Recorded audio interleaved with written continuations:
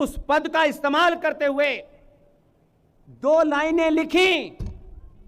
उसके जाने के बाद 15 साल हो गए इस मध्य प्रदेश में। अगर एक मुख्यमंत्री के एक नोट से भोजशाला का चरित्र बदल सकता है, तो 15 साल से तुम्हें वो पेन नहीं मिला कि तुम उसे पलट देते। मक्कारी करते हो तुमको लगता है ये बौने दीवाने लोग हैं, हिंदुत्व के नाम पर हमें वोट दे देंगे और फिर हम घुमाएंगे। फिर बेटा हमको बताएगा गली गली मोहल्ले जाके इस्लाम जो है वो शांति का धर्म है? जिस विषय को नहीं जानते उसके भी एक्सपर्ट हो। फिर हमको बताया जाएगा नहीं भाईचारा है। अपने जिंदा होने तक मैं किसी मक्कार को चलने नहीं दूंगा। इसलिए दुनिया में 700 साल के बाद आपको पता चला है कि भाई कौन है और चारा कौन है। जो लोग आपको चारा समझते हैं, वोट मांगने आए तो उन्हें चारा खिला दीजिएगा। मैं किसी व्यक्ति विशेष, किसी पार्टी विशेष के खिलाफ नहीं हूं। किसी एक ही पार्टी में हिंदू हैं ऐसा भी नहीं है, लेकिन अपने बड़े पद पे हैं। इस तथ्य को भी ठीक कर देंगे तो भी आने वाली नस्लें कायर नहीं बनेंगी। तब बलिया का एक प्रोग्राम हुआ और उसमें जाकर के मैं उनके घर गया, उस जगह गया जहां जहां वो लोग पड़े थे, और उन लोगों ने कहा कि ये इतना बड़ा झूठ है, इसे आप ठीक कराइए। 1857 में एक युवा ने, जो ब्राह्मण था, उस युवा को देखिए, आज उसके स्मारक चौराहे चौराहे बने हुए हैं। उस बलिया के उस 24-25 साल के और भी कम उम्र का आदमी रहा होगा, उसी ने शायद परशुराम जैसे ब्राह्मण का अनुसरण किया। बंदूक उठाई और उसको लगा कि मैं अपनी क्षमता में, अपनी सीमाओं में रह करके यहां से चिंगारी जलाता हूं, कितनी दूर तक जाती है। जनेऊधारी वो ब्राह्मण, जब समय आया उसने बंदूक उठाई और एक अंग्रेज अफसर के सीने में 7 गोलियां उतार दी, जिसे आप मंगल पांडे के नाम से जानते हैं। दुख यह नहीं है, इतना तो पता है कि मंगल पांडे कौन था, लेकिन मंगल पांडे 1831 में बलिया में किसी बहादुर मां ने उसे जन्म दिया था और उनकी मृत्यु 57 में हुई। किसी ने भी यह जानने की कोशिश नहीं की, बल्कि उसको इतिहास की गर्त में दबाया। और जब यह देश तथाकथित तौर पे आजाद हुआ, झूठी मक्कारी फरेब के साथ आजादी की घुट्टी पिलाई गई, तब उस आदमी की जो जन्म तिथि थी उसमें किसी का स्वार्थ था, उसकी जन्म तिथि को बदल दिया। अगर वो जन्म तिथि पता होती तो मुझे पक्का यकीन है कि ये जो 30 जनवरी आती है, जिस दिन आप दुखी होते हैं, वो आपके जीवन में हर्षोल्लास का दिन होता। और गली गली 30 जनवरी, जिस दिन राजमंगल पांडे पैदा हुआ था, इस देश को एक प्रेरणा मिलती। लेकिन इतिहास को लिखने वालों ने इसलिए कि मंगल पांडे की अगर जन्मतिथि 30 जनवरी हो गई तो पतित पावन सीताराम वाले उस संत का क्या होगा, इसलिए 30 जनवरी की डेट हटा दी। छोटा मोटा घपला नहीं हुआ है। ताज्जुब है, 15 अगस्त 1947 को देश आजाद हो रहा है। कमाल है, आपको बताया गया कि देश के पहले प्रधानमंत्री पंडित कहां के थे मुझे पता नहीं, जवाहरलाल नेहरू साहब देश के पहले प्रधानमंत्री बने। एक आम बच्चे से, किसी स्कूल के टीचर से भी पहुंचेंगे, वो भी जुगाड़ तुगाड़ से गया है, अध्यापक है, उसकी औकात नहीं है सच बात बताने की, मालूम है नौकरी चली जाएगी, सिफारिश से आया हूं।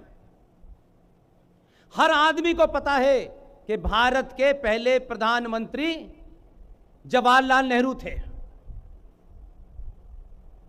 यही आप भी समझते हैं? समझते हैं? यही समझते हैं कि नहीं? अरे कैसे सनातनी हो यार, मैं तो इतनी जोर से बोल रहा हूं, आप उस पर जवाब भी नहीं दे पा रहे। पता तो चले कि आप सुन रहे हैं, या ये इंतजार कर रहे हैं कि ये बोलना बंद कर दे तो घर जाएं। अगर जिंदा हैं और जिंदा रहना चाहते हैं तो जिंदा रहने का हर दिन सबूत देना पड़ेगा।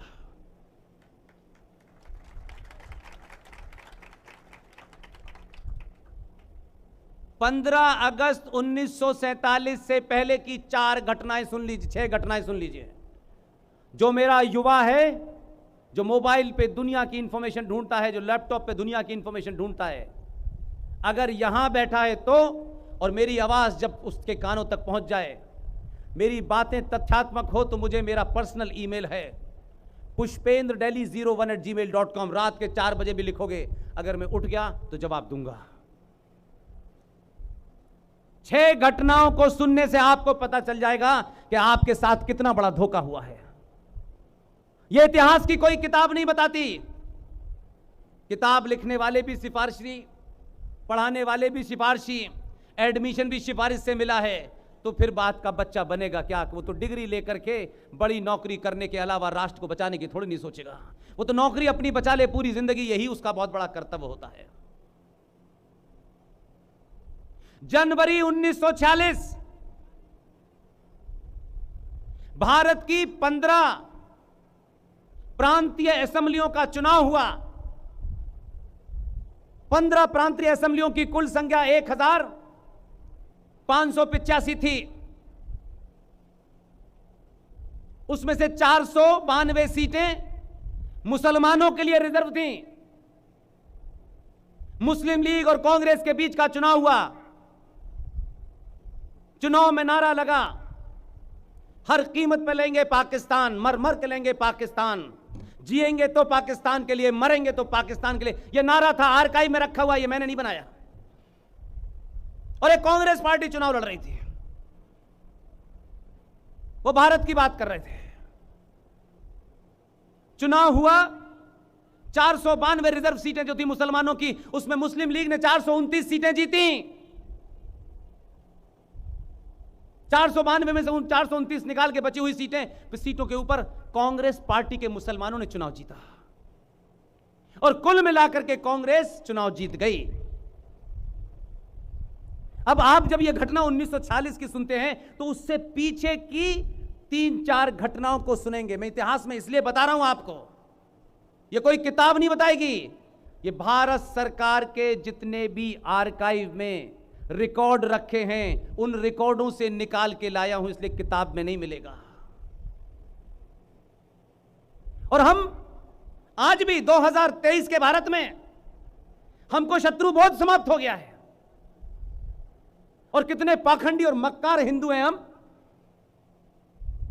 कितने मक्कार हैं, हमको शर्म नहीं है। और उन लोगों को शर्म नहीं होती जिनका जमीर मर जाता है। वो सिर्फ सुबह खाते हैं, शाम को खाते हैं, और एक दिन मर जाते हैं।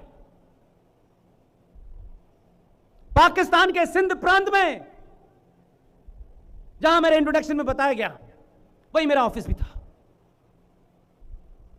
और आप कितनी सेलेक्टिव खबरें देखते हैं, क्योंकि यह खबर देखने से दिल थोड़ा परेशान, देखो ही मत। सिंध प्रांत में हर दिन 20 से 25 लड़कियां 7 साल की, 6 साल की, 9 साल की, 11 साल की, 12 साल की लड़कियों के साथ रेप होता है। कोई पेड़ पे टांग दी जाती है, किसी को कलमा पढ़ के मुसलमान बनाकर के 70 साल के अधेड़ जिहादी मुसलमान से शादी कर दी जाती है, और कोर्ट भी उस पर फैसला नहीं। पर डे होता है ये। मंच से उनका नाम नहीं लूंगा। 2 लोग राजस्थान में, बड़े बड़ा हिंदू ठेकेदार, कभी नहीं गए उनके पास। उनको इस बात की तकलीफ है ये क्यों कर रहे हैं काम, क्योंकि हिंदू मरेगा नहीं तो दुकान कैसे चलेगी। वो कहेंगे मरे या ना मरे, हिंदू को मरने नहीं देंगे हम। उस सिंध प्रांत से, अपने ताल्लुकात से, बैकडोर चैनल से एक एक परिवार को, उसमें एक परिवार की स्थिति ऐसी है कि जिस वक्त मैं आपसे यह बात कह रहा हूं उस वक्त भी यह स्थिति है, पिछले 3 महीने से उसकी स्थिति यह बनी हुई है। यह खबर नहीं पढ़ेंगे हम। एक पिता की 3 बेटियां हैं, तीनों जवान हैं। वो पिता अपना घर छोड़ के वीजा लेने के लिए नहीं जा पा रहा। उसने यहां हमारे साथियों को बताया, मैं जैसे ही घर से निकलूंगा मेरी तीनों बेटियां उठ जाएंगी। कितने संपर्क बनाने पड़ते होंगे, तब ऑनलाइन वीजा के लिए कहां कहां से लोग आते हैं, फिर बॉर्डर से वो क्रॉस करते हैं, लीगली आते हैं, फिर उनको कोई लेने वाला नहीं है। हमारी टीम के 2 साथी घर फूंक कर ये काम कर रहे हैं। हवन नहीं कर रहे, हवन करने से नहीं कुछ होने वाला। पूजा पाठ नहीं कर रहे, घर बेचकर अब तक 2500 सनातनी हिंदू उन लोगों को जिनके कनपट्टी के ऊपर बंदूक रखी है, 4 जवान बेटियों की इज्जत दांव पे लगी है, उस सब के बावजूद उनके पास भागने का पाकिस्तान में कोई रास्ता नहीं है। जब उन्होंने इस्लाम धर्म कबूल नहीं किया, भाई साहब आप तो भारत में रह के कबूल कर रहे हैं।